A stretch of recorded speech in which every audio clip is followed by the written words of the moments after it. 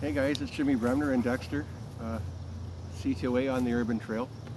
And today I'm going to go over something really quickly.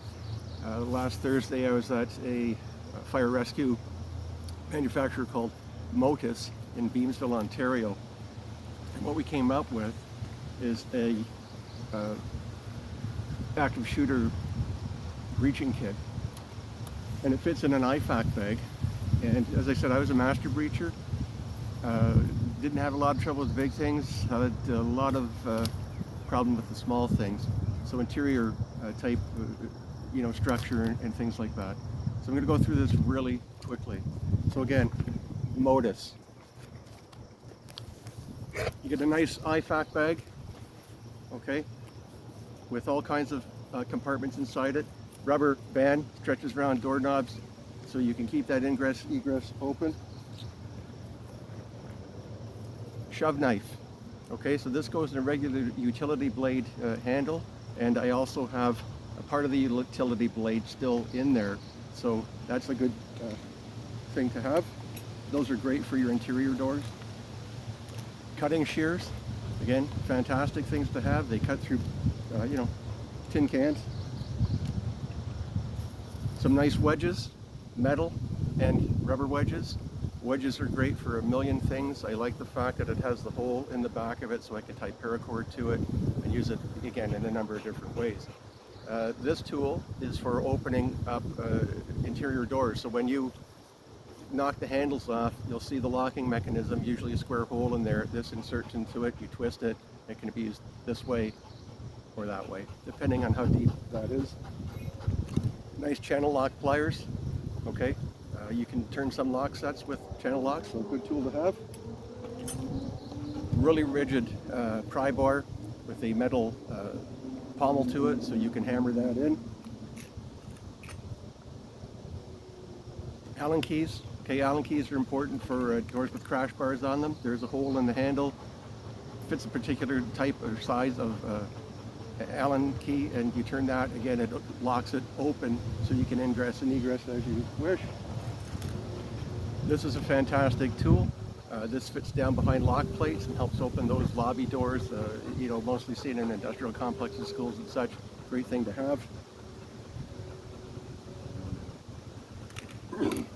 This tool, again, is for defeating crash bars and magnetic locks at the top, so great thing to have. Additions. Headlight, should always have a headlight with you. My favorite, Swiss Army Rescue. I would probably add that to it because it does have the saw that's specifically made for laminated glass that you see typically in schools with metal doors, usually at the top of stairwells, and has that wire in it. This cuts through it quite readily. If I was going to carry a fixed blade knife, it would be something like this. Again, this is a Benchmade, okay, and it's a really nice knife, full tang. It's a size that it would fit nicely with this kit. And probably the other Benchmade that I would carry, it is a folder, but it is a rescue knife, as you can see. Seatbelt cutter, serrated, regular edge, blunt nose, because it is primarily for first aid, and that's a great knife as well. Pretty expensive, and I did manage to lose one with an orange handle, so try and tie off paracord and things to it. This is a Milwaukee knife. It just happens to fit, the color code of this kit. They're under $20, so if I break this, bend this, lose it, it does have a locking blade, it doesn't matter. In the States, you can get the same Milwaukee knife. It's a different model, but I think it's called a 5-in-1. It also has Phillips flathead and a hex wrench on it. Why I can't get it in Canada, not so sure, but look out for that for my American friends.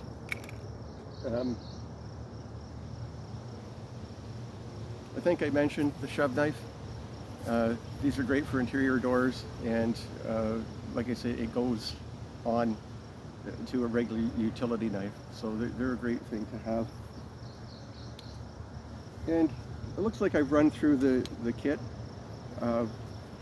This is exclusive to Canadian Tactical Officers Association and in a partnership with MOTIS.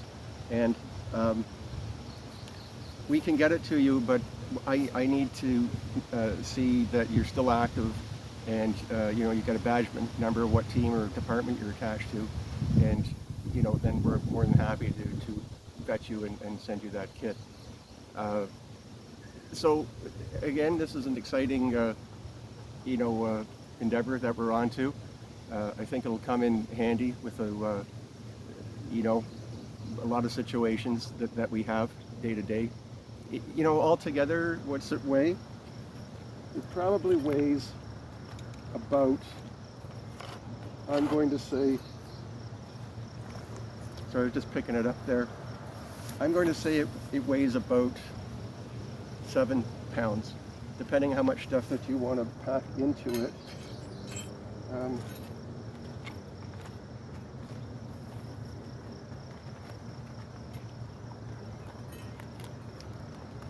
Sorry, just one other addition. Okay, the other addition that you might want to add to it is a spring-loaded center punch. These things are great. You can pick them up at Home Depot, places like that, and great tool to have. We used to have a way, believe it or not, to mount these on our MP5s, and a lot of teams have gone away from MP5s. But these were great on our MP5s for breaching. And that said, you know, time moves on. Time waits for no man. So that's it. I'll try and get a couple more videos out to you this weekend, more, you know, in regard to the urban trail and what Dexter and I are doing.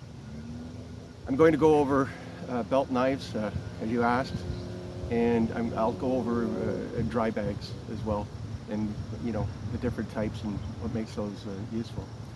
So that said, again, this is Jimmy Bremner, CTOA, and Dexter on the urban trail. Again, look for that partnership with MOTIS and CTOA, and give us a shout and reach us online, and we're happy to answer the questions. So thanks, Jimmy Bremner, Urban Trail, CTOA. I'm out.